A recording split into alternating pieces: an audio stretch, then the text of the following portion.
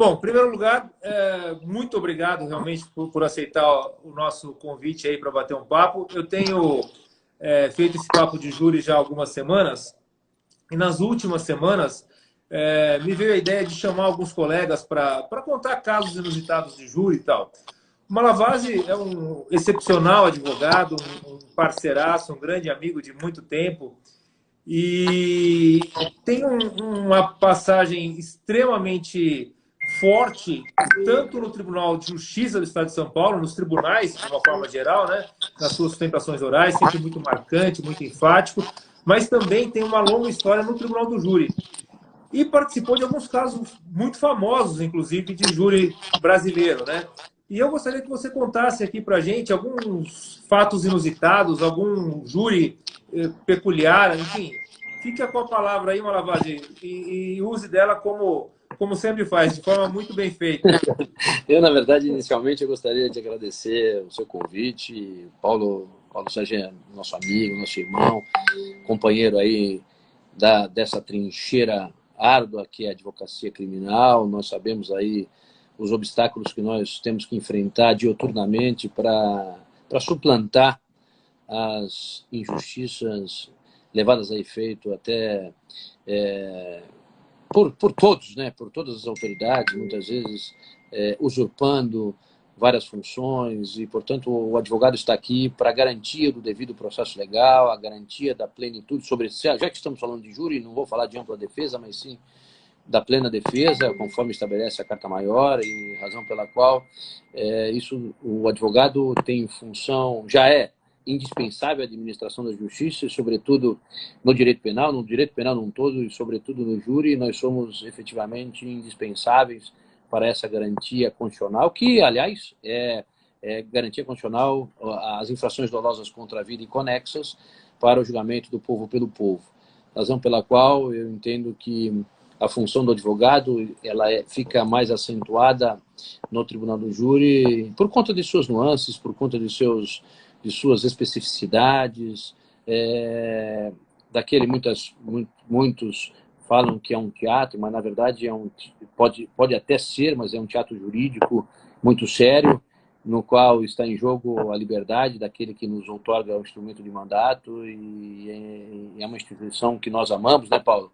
É uma instituição que nós efetivamente adoramos, que nós abraçamos e que nós procuramos fazer com muito comprometimento, tirocínio, estudo dos autos. Tem um advogado que foi deputado federal aqui de Santos, hoje eu estou no meu escritório de Santos, não estou em São Paulo, e que nos ensinou muito, e depois no futuro, agora foi assistente de acusação num caso rumoroso que eu vou contar, que é o doutor Vicente Castione.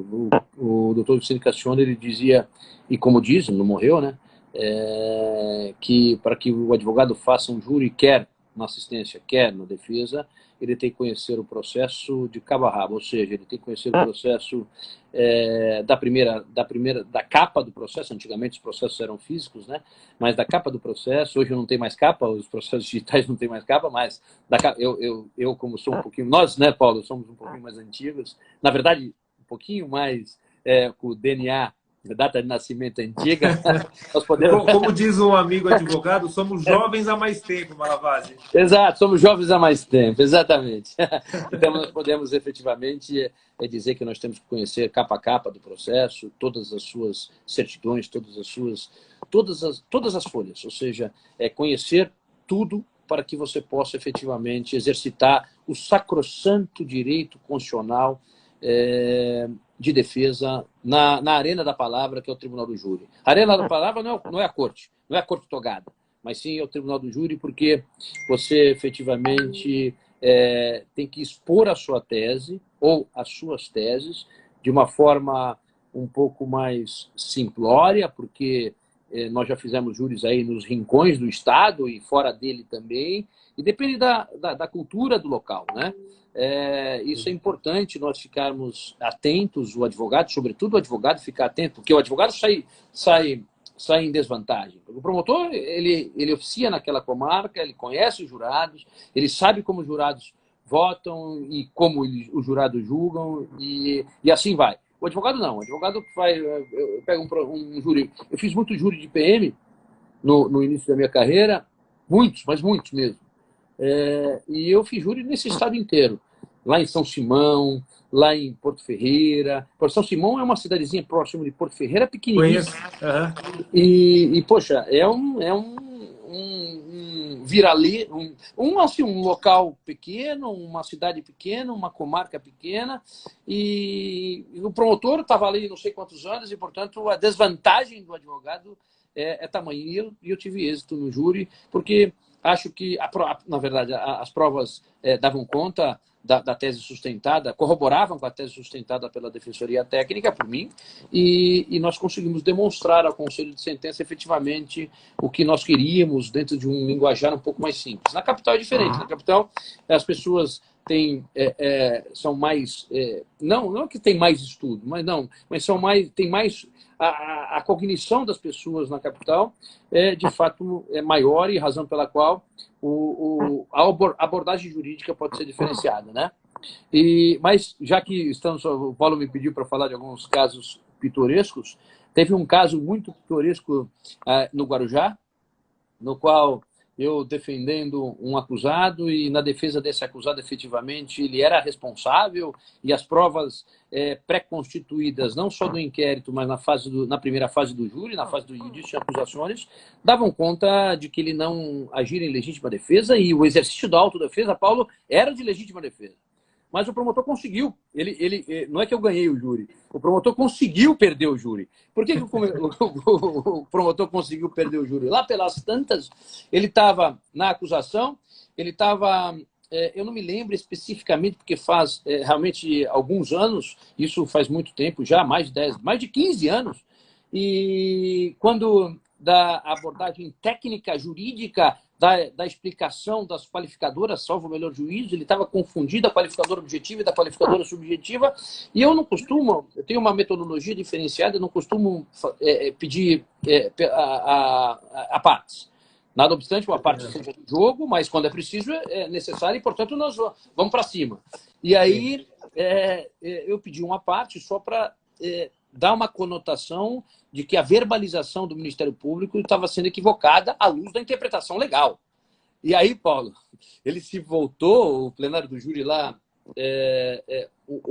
o plenário é pequeno, nada obstante, a plateia, até a parte da plateia é grande, mas o plenário em si é bem pequenininho, né? A arena é bem pequena. E aí ele estava de costas para mim, porque a defesa os jurados ficam de frente para a Defensoria Técnica, dentro da logística, e quando eu pedi a parte, ele se voltou, virou, e o juiz tinha saído, rapaz. O juiz tinha saído, acho que para ir ao toalete, não sei. O juiz tinha saído, e quando ele virou, mas o escrevente estava lá, né? Os oficiais de justiça estavam lá. Ele virou-se para mim e mandou eu calar a boca. Caramba. Porque a vontade, de fato, era dar uma moqueta na cara dele, né? Efetivamente, nós somos italianos e, portanto... mas aí a gente teve que se conter, e a minha contenção levou à vitória do júri, e mandei chamar o juiz imediatamente, não retruquei. Aí o juiz voltou, eu expliquei a situação, as testemunhas, que eram 2 oficiais de justiça e o escrevente de sala, efetivamente externaram o que corroboraram com a minha perolação. Eu pedi para que ficasse constando em ata o desrespeito, a verbalização, entre aspas, do mandar o advogado calar a boca, e, inclusive, eu não mandei constar, mas falei que ia tomar as providências jurídicas contra no Conselho Superior do Ministério Público, na Corregedoria do Ministério Público, ou seja, contra o promotor. E aí ele se desestabilizou, ele perdeu a mão, ele perdeu a acusação, ele perdeu a sua tese acusatória da sociedade, que era um homicídio duplamente qualificado, e aí ele não foi à réplica, e os jurados absolveram. Eu acho que absolveram mais por conta dessa conduta inusitada, que me pegou de fato de surpresa, 15 anos atrás, eu era mais jovem, e, portanto, o sangue sobe, mas tive a frieza de permanecer em silêncio, permanecer calado, não retrucar, pedi a presença do magistrado, fiz o requerimento, constou em ata, e ele não foi... Os jurados optaram pelo exercício da legítima defesa, sem prova alguma, Portanto, esse foi uma injustiça, mas foi uma injustiça em decorrência de uma situação posta do Ministério Público. E aí ele não recorreu da sentença, porque eu acho que estava constando em ato, ele não queria que o Ministério Público de segundo grau, que iria oficiar, e aí ia aparecer na apelação, evidentemente, visse a ata do julgamento, e aí o processo transitou em julgado e o réu foi posto em liberdade no dia seguinte. Sabe, eu sempre falo que a simpatia ou antipatia, tanto do advogado quanto do promotor, contam muito em plenário, né? E um dos últimos júris que eu fiz antes da pandemia, o promotor, ele se insurgia, ele fazia a partes reiterados, assim, mas assim, de forma muito insistente. E depois do terceiro ou quarto, eu falei para ele, o senhor não está deixando eu falar, eu não consigo aqui desenvolver meu raciocínio. E ele insistia, um cara muito sem educação, depois ele já teve problema com um monte de gente, já que eu já tive notícia, e muito desleal. E qual foi a minha postura? Eu sentei, tinha um cantinho assim, do lado de onde o juiz fica, que era um degrauzinho, eu sentei no chão naquele degrau e fiquei de costas para ele e falei, senhor, fale à vontade, só por favor, me avisa quando terminar. E abri um livro lá e comecei a ler. E ele ficou assustado com aquilo, os jurados mais assustados ainda. Chegou um tempinho, ninguém falava nada, aí o juiz falou, doutor Paulo, eu falei, ele já terminou com o espetáculo ali? Não, já tem... Aí eu voltei a falar. Isso gerou uma antipatia nos jurados. Não é que não seria indefensável a minha tese ali. Pelo contrário, ela era defensável, mas ela ficou muito mais fácil. Ela transitou muito melhor no ouvido dos jurados a partir desse gesto dele. Sim, sim. Ou seja, os promotores conseguem perder o júri em face de situações inusitadas, sobretudo no tribunal do júri, porque no tribunal do júri acontece fatos que o advogado se prepara, né, tem uma conotação, dá uma conotação do que efetivamente vai acontecer, mas às vezes acontece totalmente ao contrário, né? Sobretudo quando do exercício da autodefesa do réu, ou seja, no interrogatório, né? Muitos réus querem suplantar o que efetivamente eles disseram na primeira fase, ou disseram no inquérito, etc. O outro júri interessante, mas é um júri bem rumoroso, que eu tive a honra de participar, foi o júri da Carla Sepolina, que ela foi acusada de ter matado o coronel Biratã, que foi o responsável pelo massacre do Carandiru. Tanto é verdade que respondeu a ação penal nesse sentido, foi absolvido, e depois teve todo aquele imbróglio jurídico de foro privilegiado, de foro especial, etc. E nesse júri que o Cassione foi o assistente do Ministério Público. Esse júri foi um desafio na minha carreira, né, Paulo? Foi até no plenário 10 da Barra Funda, naquele plenário lá de baixo, né, do subsolo, que nós conhecemos bastante, que é o maior plenário da Barra Funda, da primeira vara do júri, né? E foi um júri de 3 dias, foi um júri de bastante repercussão. Eu entendia na oportunidade que nós ingressamos na defesa, eu só fui contratado para o plenário, ou seja, eu não participei da primeira fase, não participei de nada na produção da prova, na fase do judício acusações, no sumário da culpa, né? E ela me contratou apenas e tão somente para o exercício da defesa técnica no plenário.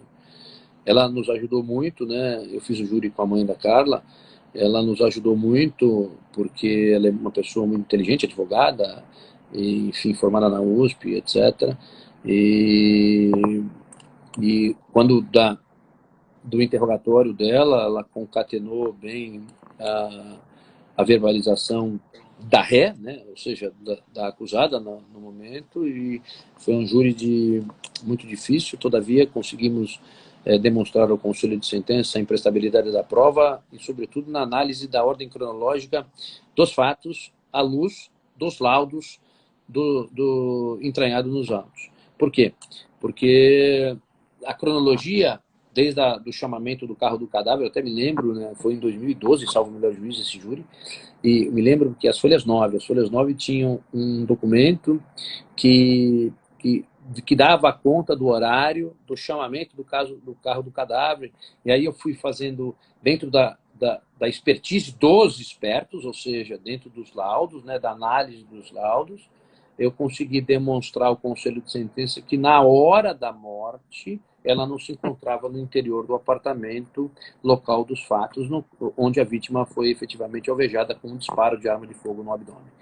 Razão pela qual é muito importante a dica que a gente tem que dar, né, para os colegas e para nós mesmos, né, porque nós somos eternos aprendizes, efetivamente a análise da cronologia dos fatos, né? A cronologia, a ordem cronológica dos fatos é muito importante para a aferição da responsabilidade penal daquele que está sentado no banco dos réus, normalmente quando a tese é negativa de autoria, né? E a tese sendo negativa de autoria, efetivamente, nós temos que demonstrar que não foi a pessoa pronunciada que cometeu a infração penal dolosa contra a vida.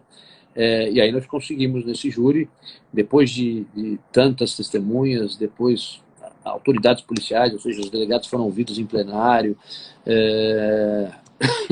uma série de testemunhas, não só de acusação, mas também de defesa, foram inquiridas na oportunidade, mas a prova testemunhal, como dizem os entendidos, né, Paulo, é a prostituta das provas. A defesa cingiu-se apenas e tão somente na análise empírica dos laudos entranhados no processo. Então, a prova técnica é aquela que admite, sim, contestação, admite, sim, impugnação, mas é uma prova técnica e, portanto, de difícil impugnação por parte das partes, né? Razão pela qual nós... O telefone não para aqui, rapaz. A razão pela qual a gente tem que levar para os jurados isso tudo que foi dentro de uma linguagem que eles possam entender, né? Porque eles têm efetivamente que digerir o que o advogado está sustentando, a sustentação do advogado, o exercício da linguagem do advogado, para que os jurados possam entender o que efetivamente o advogado está sustentando. E aliás, aí... Malavasi, se você me permitir uma pergunta... Lógico, eu falo muito, Paulo, desculpa. Não, imagina. Porque nós nos conhecemos há muito tempo, eu já vi centenas de vezes você atuando no tribunal, a gente está sempre junto lá no tribunal, mas eu nunca te vi no júri, né? Nunca vi uma plenária tua, tal, infelizmente, mas espero até que não possa apenas ver, como de repente participar e fazer junto com você um júri seria uma alegria muito grande. Uma honra ímpar. Para mim é uma honra limpa, Paulo. Pois é, vamos organizar isso aí que ainda dá certo.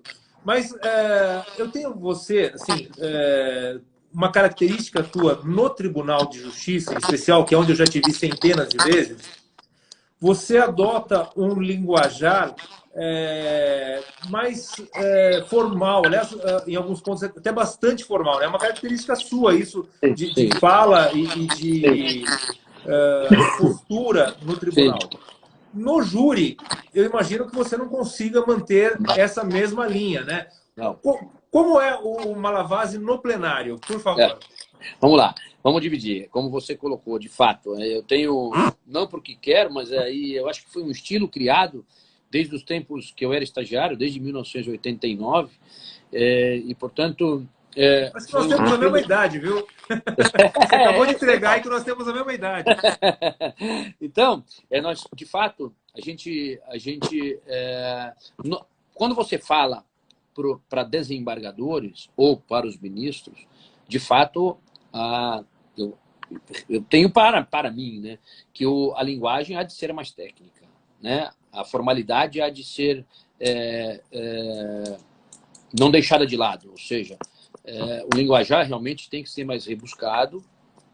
Pelo menos eu tenho obtido êxito assim nessa metodologia de abordagem jurídica e fática, porque no Tribunal de Justiça muitas vezes a tese é só de direito e não tem nem tese fática, mas nas apelações nós temos as teses de direito e as teses fáticas, né?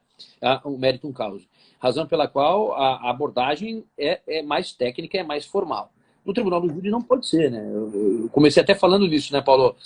Lá em eu dei o exemplo de São Simão, né? Nada obstante, existem cabeças pensantes em todos os lugares, em todos os rincões, evidentemente, né?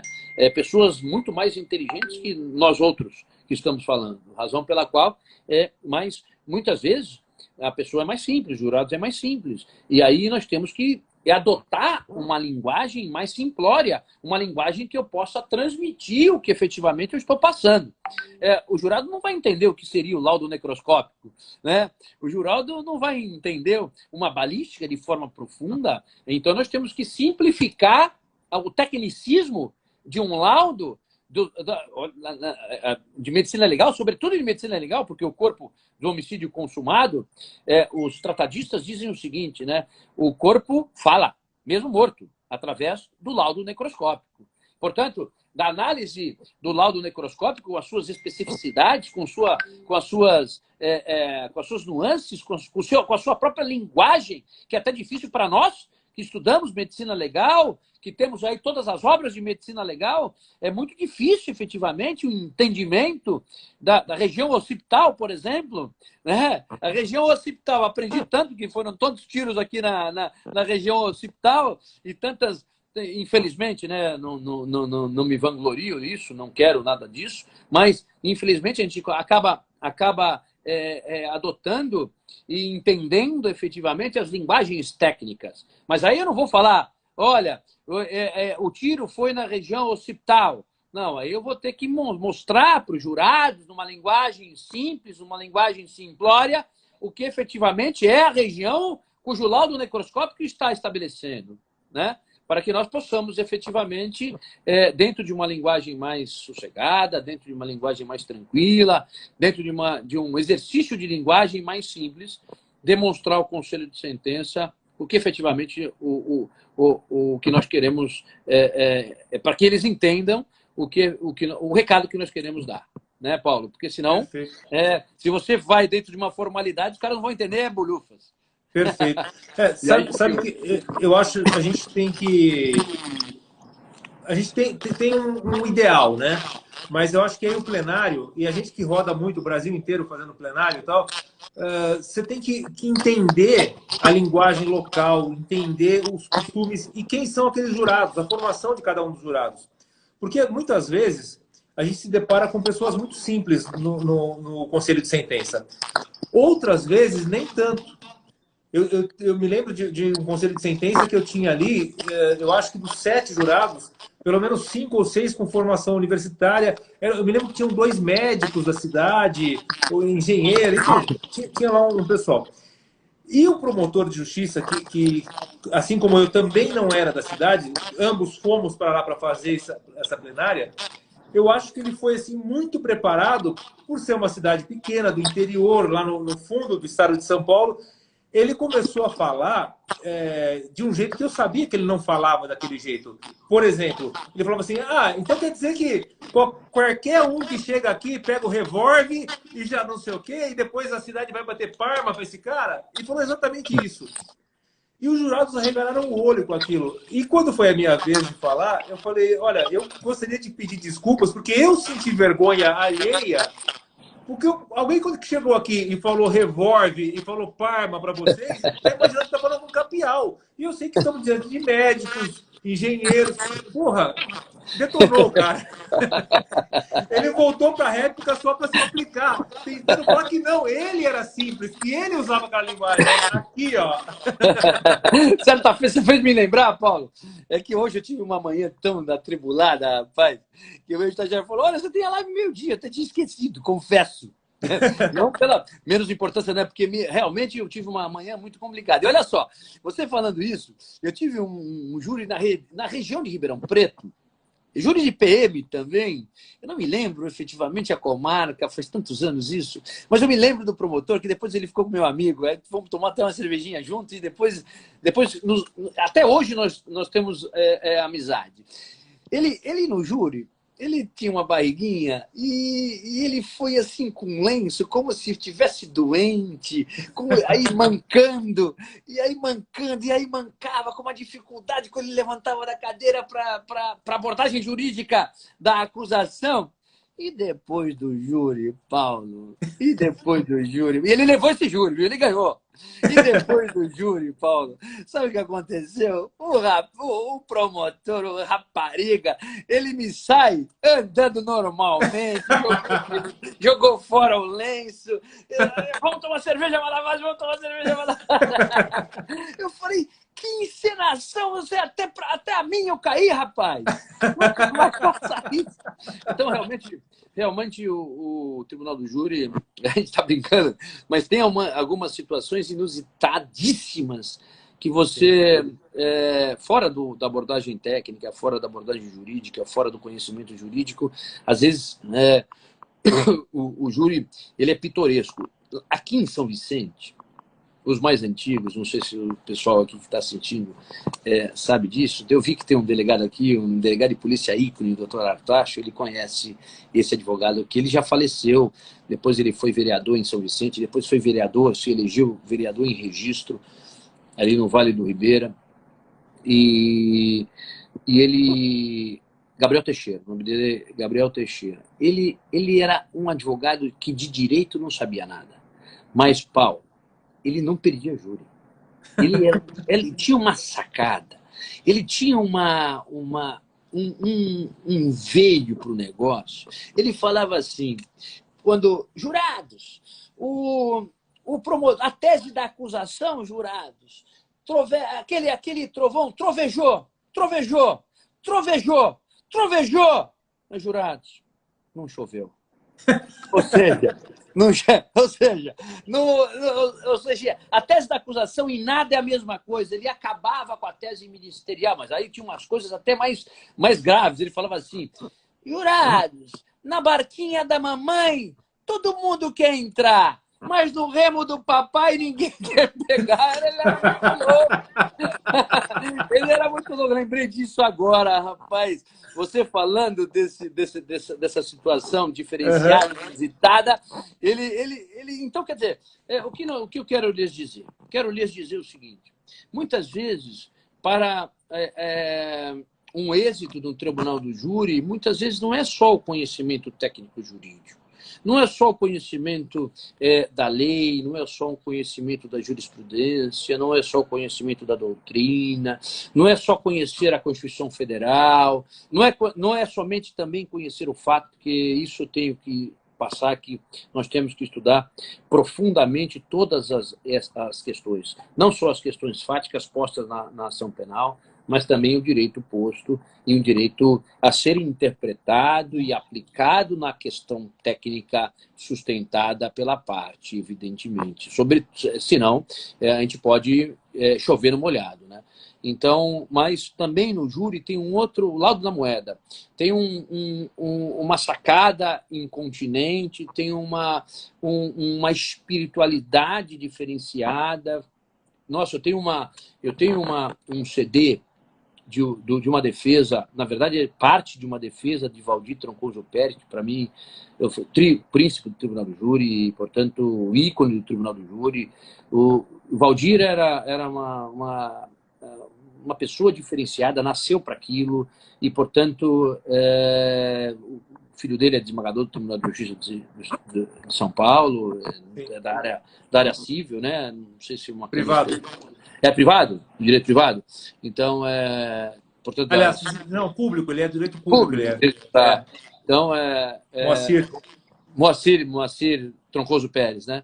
E aí, mas me arrumaram um colega, eu falo até o nome, doutor José Izar, que foi vereador, inclusive, e ele me arrumou esse CD. Tá no meu carro. Fica no meu carro, eu vou para São Paulo escutando a defesa de Valdir, é um negócio assim, aquele júri da Eliana de Gramont, e um júri famoso na capital paulista, o assistente do Ministério Público era o Márcio Tomás Bastos, que foi ministro da Justiça, nós sabemos, um ícone da advocacia criminal, aliás, 2 ícones da advocacia criminal, e o júri perdeu, né? A tese dele era homicídio privilegiado, nas 2 figuras do homicídio privilegiado, tanto do relevante valor moral, quanto da violenta emoção logo após a injusta provocação da vítima. Eu tenho essa parte, porque essa parte é a parte da aquisitação. Aí o juiz fez um questionamento, inclusive, para ele, Valdir, se queria cindir o quesito no que tange as 2 formas de homicídio privilegiado. Ele falou que sim, pediu desculpas porque estava doente, não queria entrar na sala secreta. Foi interessante, é interessante demais. E a abordagem da linguagem É uma linguagem muito mais rebuscada naquela oportunidade, é uma linguagem muito mais, assim, muito mais difícil até de se entender, mas é um estilo, é um estilo inenarrável. Ele tinha um Narrável jeito envolvente demais. Eu me lembro dele ainda quando eu era aluno de Direito. Nós levamos ele na faculdade para uma palestra lá. Foi a primeira vez que eu tive contato com ele. E depois assisti vários júris dele, né? Mas eu me lembro em 2008, 2006, agora acho que 2008. Ele fez uma palestra no IBCCRIM, no seminário do IBCCRIM, ele e o Valdir, ele e o Márcio Tomás Bastos. E com aquele jeito dele de falar que já estava perto da morte, ele sempre falava isso, desde que eu conheci ele sempre falou isso, né? E infelizmente o dia realmente chegou, né? Mas ele levou uma parte do discurso dele escrito, falou que nunca tinha feito isso, e leu, pediu licença para ler. E quando ele terminou de ler, ele se levantou para falar mais um pouco. E nesse automatismo da linguagem dele, que era tão enfático, ele abaixou o papel, levantou e falou assim: senhores jurados, então agora... E de repente ele percebeu que ele não estava no júri, e 1000 pessoas levantaram para aplaudir o Valdir Troncoso Pérez. Foi uma coisa, olha, me arrepia até hoje de ver isso. Eu tenho isso gravado, eu tenho esse vídeo gravado. Olha, ô Paulo, eu fui em quase todos os seminários do IBCCRIM e eu não me recordo, eu não sei se nesse módulo... Pô, não é possível ter perdido. Eu te mando o DVD de presente, porque é Raimundo Pascoal Barbosa presidindo a mesa. Sim, o Fausto de secretário da mesa. O advogado dos advogados, Raimundo Pascoal Barbosa. Sim, exato. O Fausto de secretário da mesa, o Valdir Troncoso Pérez e o Márcio Tomás Bastos. Foi fantástico, fantástico. Nossa, olha, eu perdi, hein? Eu perdi isso, eu perdi. Eu não sei se estava alguma audiência, eu não sei, não me lembro. Porque eu fui em todos os seminários. Inclusive, eu tive a honra agora do último de patrocinar o seminário do IBCCRIM. Eu acho muito interessante para os criminalistas. Na minha... Ó, Alessandra! Olha, a Alessandra Girardi entrou aqui. A Alessandra Girardi é a nossa princesa dos tribunais. Que joia! Legal, Paulo. Seja muito bem-vinda, Alessandra. Ela é fantástica, uma advogada fantástica, uma advogada que dispensa comentários, uma advogada que eu vi aí no seu início no Tribunal de Justiça, e, portanto, eu tive a honra de conhecê-la no Tribunal de Justiça. É uma ícone da advocacia criminal que reforça aí o exercício sacrossanto constitucional de defesa, né, Paulo? Legal. É importante. Malavasi, muito obrigado mais uma vez. Eu acho que já ultrapassamos os 30 minutos aqui. Tá? Eu não sei gravar, hein, Paulo? Então chama teu estagiário aí. Chama teu estagiário. Não vamos perder essa live, não, porque o povo mata a gente se a gente não gravar isso aqui. Vou chamar. Calma aí. Mas, eu falo demais, né? Eu acabo falando demais. Não, tá. Putz, o papo quando é bom pode durar dias aqui. A gente tem as limitações do Instagram e da nossa agenda também, que acaba complicando. A gente tenta fazer esse trabalho aqui para tem alguma pergunta aí? Enquanto ele não chega, tem alguma pergunta aí? Se alguém quiser fazer alguma pergunta, também podemos... Eu não sei. Não está fazendo pergunta, está te elogiando pra caramba. Tá todo mundo te elogiando aí, falando... Aqui é o seguinte, aqui elogia só a bondade dos amigos, viu, Paulo? Porque, efetivamente, a gente nós amamos o que a advocacia criminal, o Tribunal do Júri.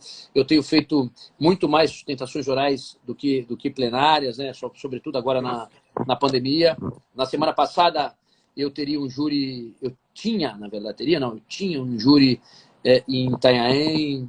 E aqui o Bruno, do meu escritório, eu não pude fazer porque entrou um julgamento que eu não podia mais adiar, julgamento de réu preso, de habeas corpus, eu não podia mais adiar, e o Bruno foi fazer esse júri e efetivamente ele saiu vitorioso, um júri difícil, e os jurados acolheram em Itanhaém a tese defensiva, e eu fiquei muito orgulhoso, porque o Rui Barbosa dizia assim, né, quanto é fácil o discípulo sobrepujar o mestre, né? É isso aí. Mas deixa eu aproveitar, antes dele chegar então aí para desligar para a gente, e ter uma opinião tua aí, Malavasi. Fala. Esse julgamento que estamos assistindo aí, da legítima defesa da honra, eu acho que ninguém em sã consciência é a favor de que se defenda a legítima defesa da honra em 2021. Não. Isso é um ponto, ok. Mas o que me preocupa muito é, seja que pretexto for, seja a partir de que exemplo quiser, tentar limitar a defesa em plenário. Isso me preocupa muito, porque a gente abre uma porteira que me parece extremamente justa, extremamente ponderada, extremamente lúcida, mas a porteira está sendo aberta. Na verdade, entendo eu que o limite defensivo não existe. Não se pode impor limites ao exercício de defesa, porque o exercício, lógico, dentro da legalidade, né? Evidentemente que o exercício defensivo ele não tem limites, mas o limite é a legalidade. Então tem limites, né? Foi um paradoxo, né? Mas deixa eu só chamar aqui, calma aí. Felipe, eu mandei no particular dele e não veio. Venha em minha sala. Pronto, mandei. Então é o seguinte, entendo eu que o limite é a legalidade, tá?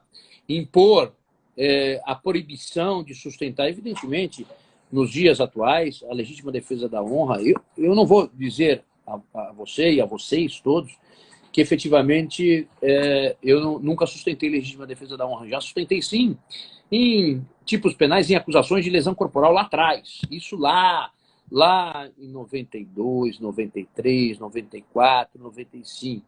Mas agora não. Hoje, infelizmente, o que eu entendo? Que não se pode proibir o exercício de uma sustentação de quaisquer teses. Então, isso não se pode limitar. O limite é a legalidade. Portanto, me preocupa muito, sim, começar os tribunais limitarem o exercício amplo e pleno de defesa. Né? Exatamente. Isso, a plenitude de defesa não pode ser obstaculizada, sob pena de nulidade insanável. Nulidade insanável, a nulidade absoluta é aquela que afronta a carta maior. Então, portanto, isso não pode ser, não se pode colocar obstáculos. Como, infelizmente, as cortes... Só para terminar o raciocínio, Paulo, infelizmente as cortes estão tentando limitar o exercício do habeas corpus. E ao limitar o exercício do habeas corpus, julgando-os de forma monocrática, e ao julgar de forma monocrática, nós temos que manejar o agravo regimental, e o agravo regimental não cabe sustentação oral. Portanto, isso, à luz do regimento interno, né, que eu acho um absurdo, que à luz da Constituição deveria comportar a sustentação oral, inclusive nos agravos internos. Fato este que me preocupa, porque estão tentando, sim, de forma travestida, obstaculizar o exercício de defesa. O Felipe chegou. Eu preciso gravar essa live. Como que eu faço? Ele está aqui. A gente ia publicar ela na sua... Não, mas eu preciso gravar aqui no... Não, ao final, quando fechar a live... Ele está aqui. Ele vai dar a opção, assim, deseja mantê-la no IGTV? Você clica que sim, que daí ela vai gravar no IGTV. Tá. Ok, doutor. É isso mesmo. Tá bom. Publicar ela no IGTV. Obrigado. Isso. Obrigado. Então, finalizando, infelizmente o tempo é muito exíguo, mas eu fiquei muito honrado pelo seu convite e sempre digo, convidou, a resposta é sim. Né? Obrigado, Malavasi. Grande Malavasi. Pode me convidar que efetivamente a gente pode externar aí um pouquinho da nossa experiência nesse instituto jurídico magnífico que é o Tribunal do Júri. Perfeito. Obrigado, Malavasi. Obrigado a todos que nos acompanharam ao vivo aqui. Estou vendo o Franklin Assis, lá de Santa Catarina, aqui acompanhando agora. Enfim, um monte de gente boa aí, interessado no júri, e isso é sempre bacana. Então, muito obrigado, Malavasi. Malavasi, para quem não sabe, além de um excelente advogado, ainda é o presidente da comissão que coordena os estudos do Tribunal do Júri na OAB de São Paulo, né, Malavasi? Sim. Sou conselheiro estadual e fui agraciado aí como presidente da comissão de estudos do Tribunal do Júri. Perfeito, perfeito. Muito obrigado, meu amigo, e espero revê-lo em breve, que essa pandemia passe logo, a gente possa nos encontrar lá no Tribunal de Justiça ou nos arredores do Tribunal de Justiça, que é melhor do que no Tribunal de Justiça, às vezes. Melhor sim. Oxalá sim o seja. Vamos lá. Pois é. Saúde a Muito todos. obrigado. Grande Saúde. abraço, gente. Obrigado. Um abraço. Tchau, tchau. Aí no xizinho. Vai aparecer. Aí, opa.